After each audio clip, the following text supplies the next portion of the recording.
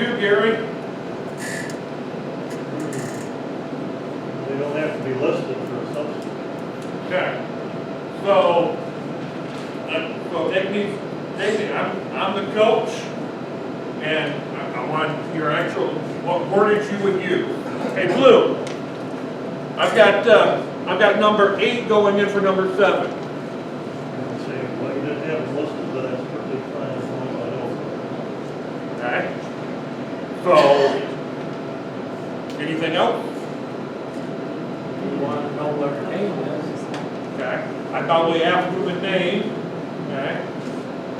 Make sure we all. And the coach is going to go, hey, I don't have number 8 on my lineup card. Okay. And then he's going to turn to his scorekeeper and go, scorekeeper John, where's number 8?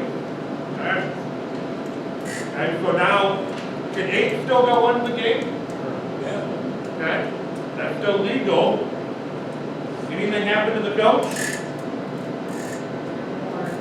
Okay. So it's just a warning. Just a warning from the coach. If it happens the second time, what happens to the coach? They're restricted to the bench. No problem with that substitution. They do not have to be listed on the lineup. Jim? Are we at 9 players right now? We are. No, we got 10. Yeah. Well, we're at 10, but the flex is back in the flex spot. Let's went back to 10. Well, yeah, we are back to 10 right now. So Smith is in that 4th spot. We're back to 10. So down the substitution part, you add number 8, the name, and then put it up. Yep. Where did 8 go in the lineup? 8 went in for 7. 8 went in for Cooper. Morris, That's number 7. 8 went in for number 7. Last name, Well, do you have a free runner? Well, but Morris is our The courtesy runner. third baseman. Third baseman. So, You gotta set the substitution. well, it can't be a courtesy runner, but courtesy runner is only for the pitcher and catcher. So, number 8 went in for Morris, but it's gotta be a straight up substitution.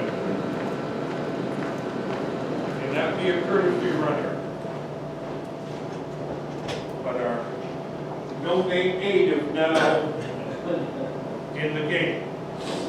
The coach is making a lot of substitutions. We can call that 8 heartbreak.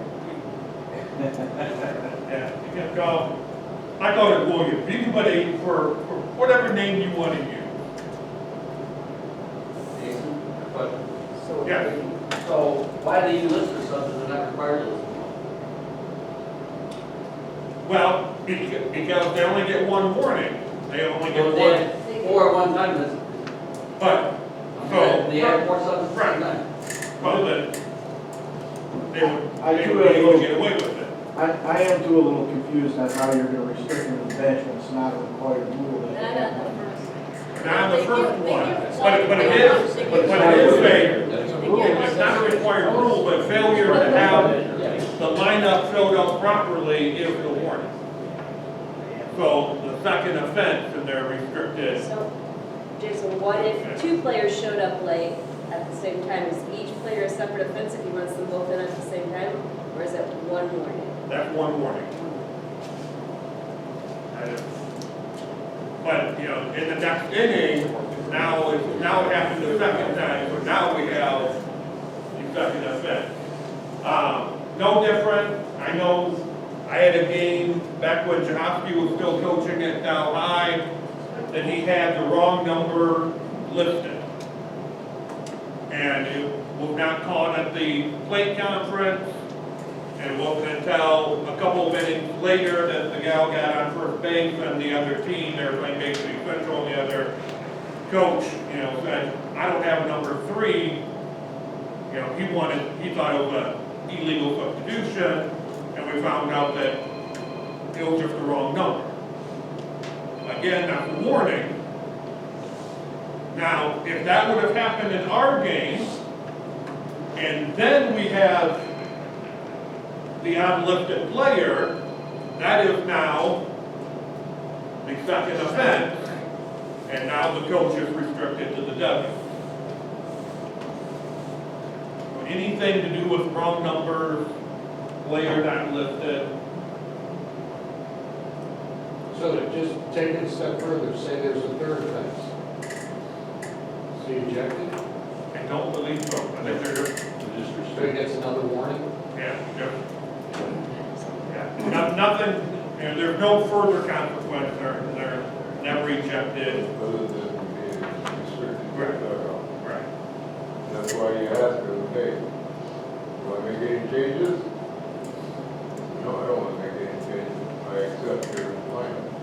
At that point, you can't make any more changes. Yeah. And that doesn't happen very often, fix it, move on. All right, so, sixth inning. Our favorite coach that we keep having talks with, because we're gonna make another change. Thank you, Ted. They used to make a lot of changes. And Ted, talking about Ted McIntyre, who's the coach of Mount Pleasant, he knew the DP flex rule extremely well. He knew how to use it to get the most out of the play. This could be one of his games, because he knows use the DP flex. All right, so coach asks for time. Jones is going to re-enter and bat for Smith.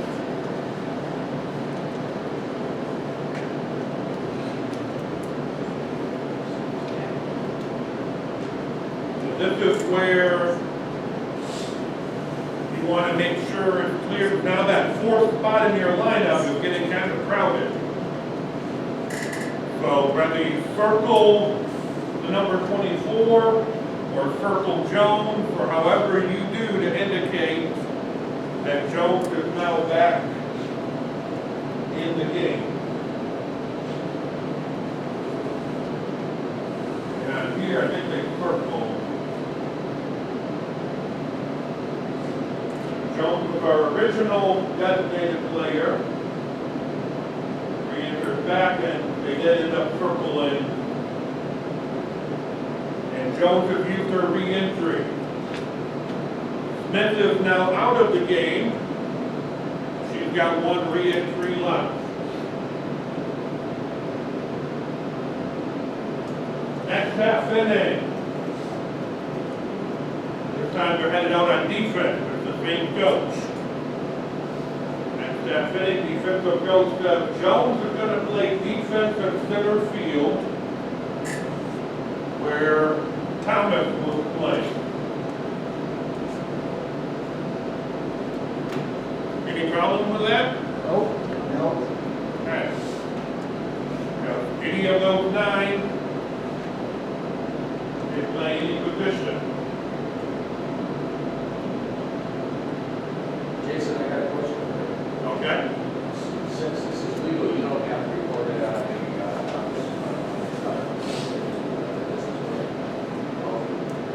the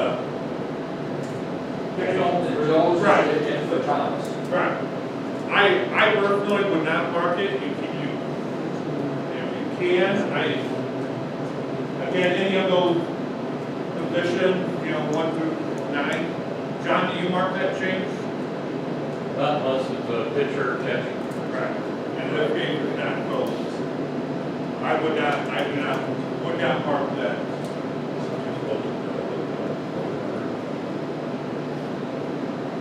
I'll go back to that.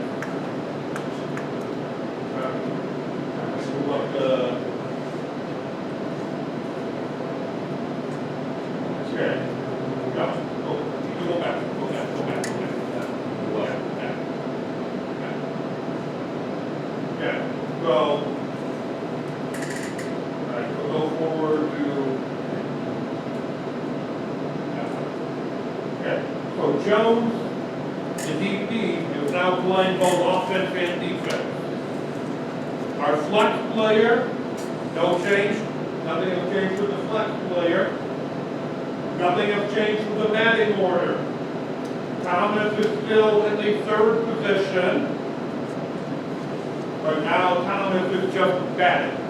Thomas is no longer in the game because Jones is now playing center field. So basically, position-wise, Thomas and Jones have flip-flopped. Batting order stays the same. Nothing happens to the batting order.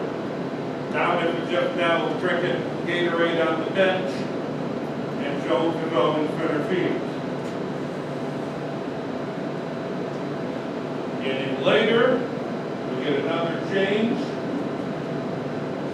Jones is going to move to right field and play defense for Green. Thomas is going back to center field.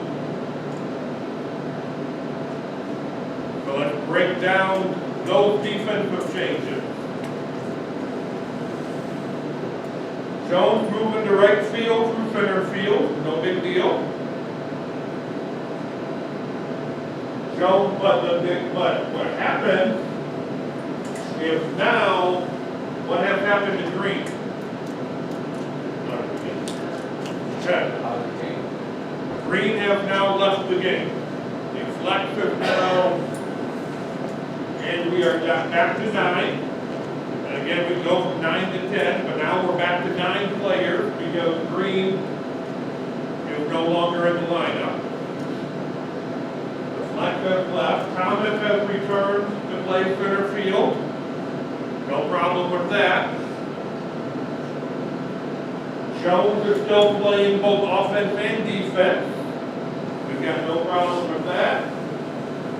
Green has now left the game because she is not doing anything. She's no longer playing defense. No longer batting. But she still has her re-entry. Because when she went in earlier in our game, when she went in to run, she never left the game when she went back to flex. And that is something that crosses up a lot of coaches and a lot of umpires. If you may have a coach say, wait a second, Green already used her re-entry. But she hasn't. Because she never left the game back in that first inning when she went in to run. And then she went back to just being the flex. She never left. Now she's left.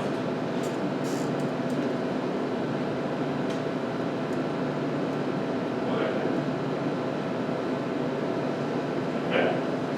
Well, that means kind of ended. But that's okay. You don't get another substitution.